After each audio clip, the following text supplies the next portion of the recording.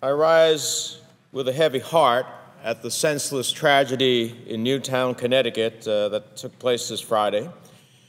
We're all shaken from that day, and we ask ourselves, why? How could this happen in America? And we grope for answers, and I hope we'll find them.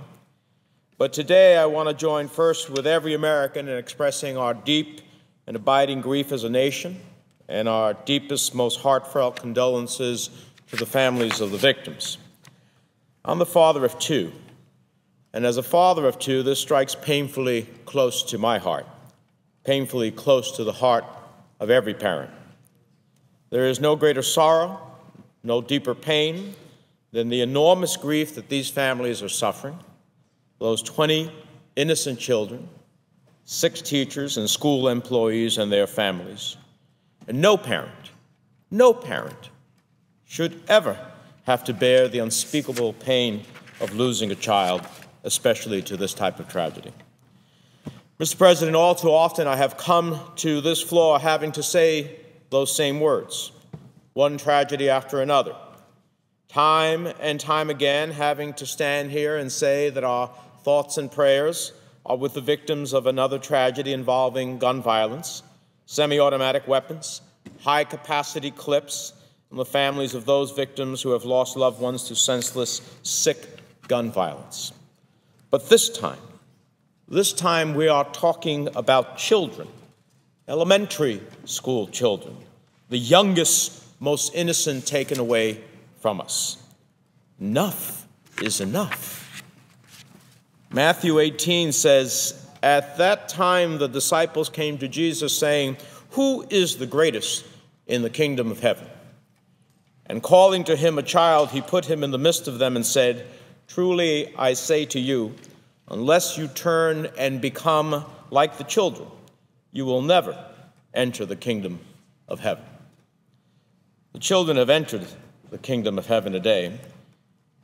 I hope we honor them in their memory in what we do now to end the violence. Let Newtown finally be the turning point when we are all willing to come together and do what's right. As we pray for the victims, let us commit ourselves as a nation to a long overdue debate about violence and guns and how we deal with those who suffer mental illnesses in our society. And let us finally pass common sense gun laws. No more politics, no more excuses. We cannot allow this sort of senseless violence to continue. We need a national debate about the role of firearms in our society, and we need to address mental health issues, and we need to act immediately. This shooter had hundreds of rounds of ammunition, reportedly enough to kill everyone in the school. And had it not been for the brave first responders, there could have been even more tragic killings on Friday.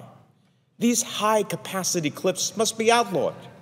I don't believe that there's any reason why a law-abiding citizen would need the capability to shoot multiple rounds like a street sweeper. Words cannot express my sadness that another shooter used a weapon that has no legitimate purpose from my perspective in a civilized society, using high-capacity 30-round clips that defy any reasonable use. And there are even greater capacity clips than this. I don't understand why the same type of weapon used by the DC sniper is still readily available.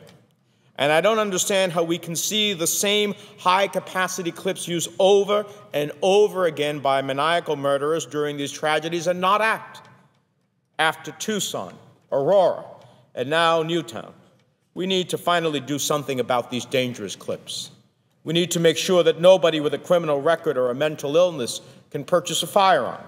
And that means we need a comprehensive mandatory background check system, because it's no use that my state of New Jersey has some of the toughest laws, but then over a third of the guns that come into our state and commit an act are from outside of our state. And I've co-sponsored legislation to outlaw high-capacity clips, improve our background checks, and I have supported and helped pass the original assault weapons ban, and I'll support an assault weapons ban this next year as I have in the past. This doesn't need to be a political debate. This is about keeping little children safe in their first-grade classroom. I'm for reasonable use of guns, but first and foremost, I'm for protecting our children, our teachers, our families. That's our number one responsibility. If we can't do that, Mr. President, shame on us.